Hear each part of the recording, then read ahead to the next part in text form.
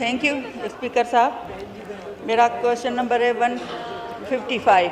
Answer B taken as read supplementary.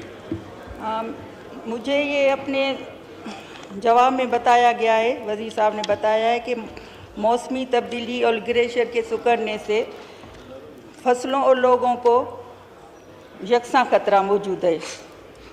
तो ये हमने मंसूबे किए हैं।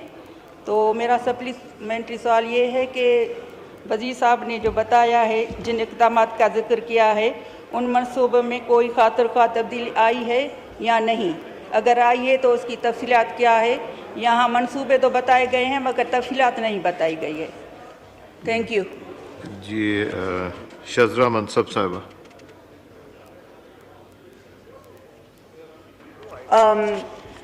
बिल्कुल जो फाजिल मेंबर ने सवाल किया है, क्लाइमेट चेंज की वजह से पाकिस्तान के ऊपर बहुत ज़्यादा असरात हो रहे हैं। Even though Pakistan is one of the least, वो हम सबसे कम हमारी एमिशंस होती हैं, लेकिन अनफॉर्चुनेटली हमें सबसे one of the most vulnerable countries in the world declare किया गया है।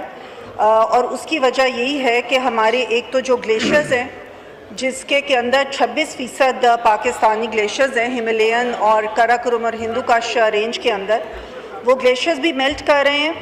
और मेल्ट करने की वजह से जो ग्लोफ्स आते हैं, which are the glacier lakes outburst floods, उसकी वजह से हज़ारों लोगों की ज़िंदगियों को भी ख़तरा होता है, उनकी लाइवलीहुड्स को भी ख़तरा होता है।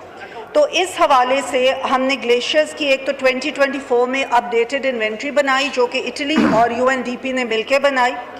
उसके बाद हमने एक $37 मिलियन का प्रोग्राम शुरू किया, जिसको कि ग्लोफ 2 का नाम दिया गया है, जिसके तहत कि हम अर्ली वार्निंग सिस्टम्स भी कर रहे हैं, हम लोकल कम्युनिटी ट्रेनिंग भी कर रहे हैं, ख़ास तौर पे ख़वातीन की, जो कि आम तौर पे घरों में हो रही होती हैं। जिस वक्त ग्लेशियर लेक आउटबर्स्ट होते हैं तो उस वक्त उनकी ट्रेनिंग की जाती है कि वो किस तरीके से उन फ्लड्स का सामना भी कर सकते हैं और अपने आप को वहाँ से हटा भी सकते हैं।